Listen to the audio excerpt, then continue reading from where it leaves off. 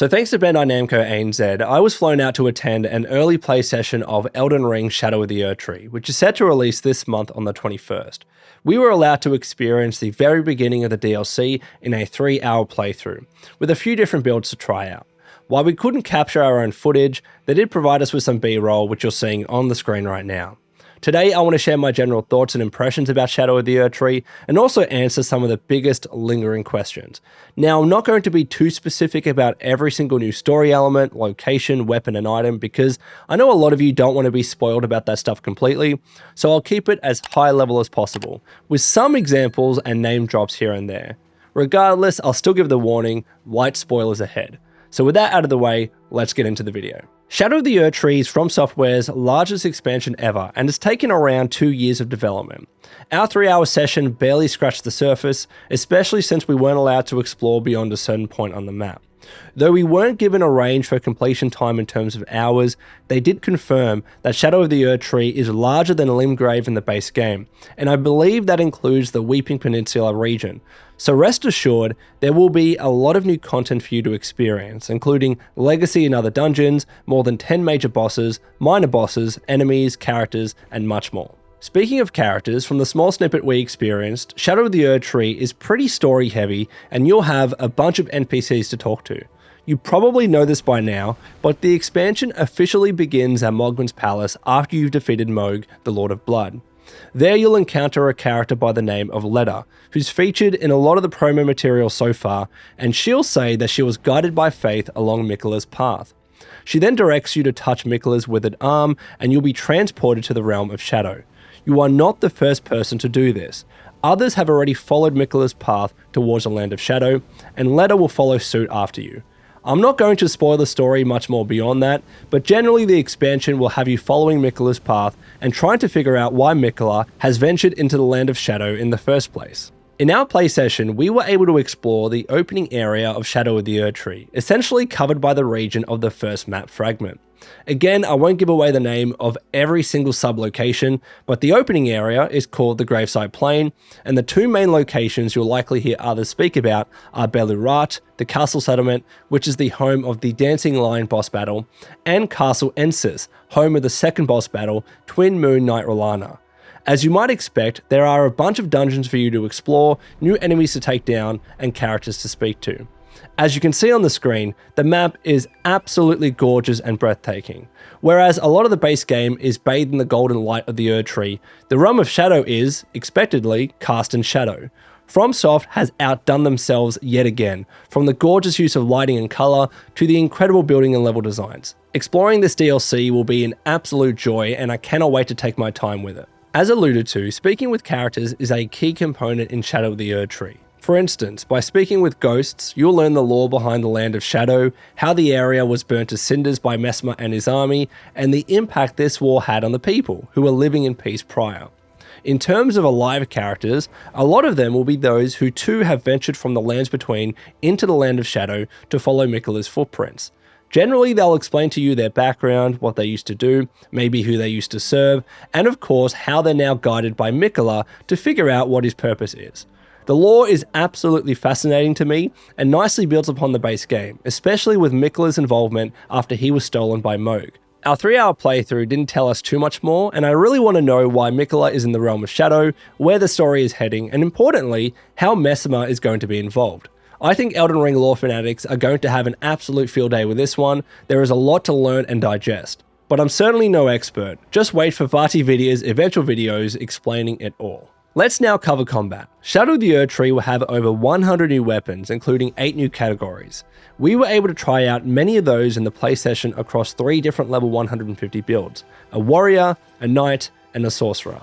I spent the vast majority of my play session as a warrior, which was heavily scaled in strength, and I decided to rock the new heavy backhand blade. This was a pretty fun build and I had a great time trying to learn it, especially while dual wielding. And this is definitely one of the main selling points of the DLC. You'll have a lot of new stuff to experiment with and make new builds from. They've really focused on this, and to be honest, I was overwhelmed by how many new things there were to try. The B-roll on the screen shows off a few of the other new weapons and styles that I didn't get the time to try, and there were other new types too, including a great katana, hand-to-hand, throwing weapons like daggers and axes, thrusting shields, reverse hand swords, a light greatsword, perfume bottles, and even beast claws. After speaking with others at the session I was at, one of the highlights was definitely the new hand-to-hand or martial arts style, which is probably one of the most unique new elements of combat added by Shadow of the Erdtree. One of the biggest questions that I've seen about this DLC is, how hard is it? Can I just take my OP builds and wreck everything? Well, not quite.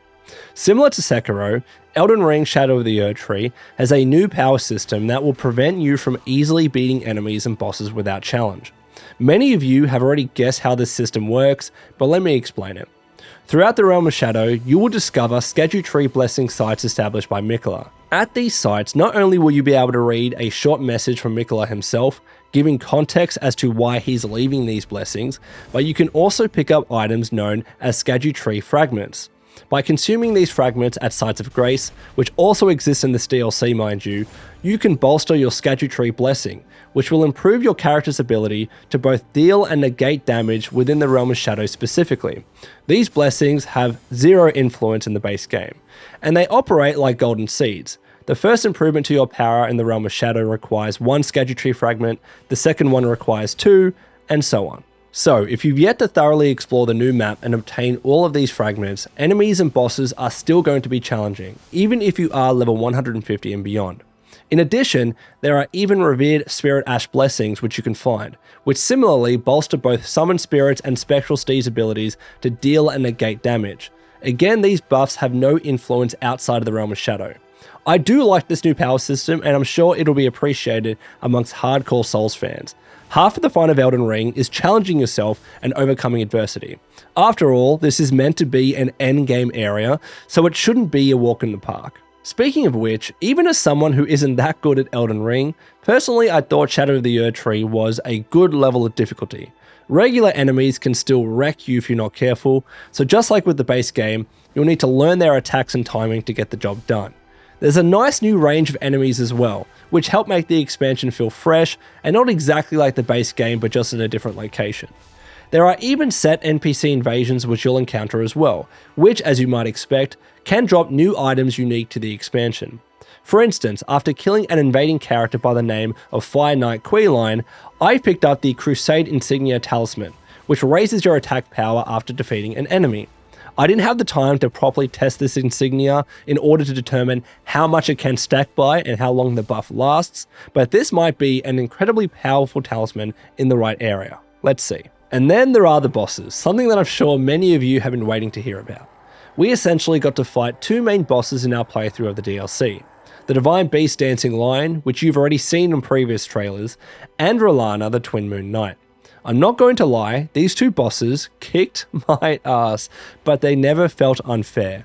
They each had a nice range of attacks and different phases, which I personally had a relatively tough time learning the timing to avoid, especially because I was mostly going at it solo.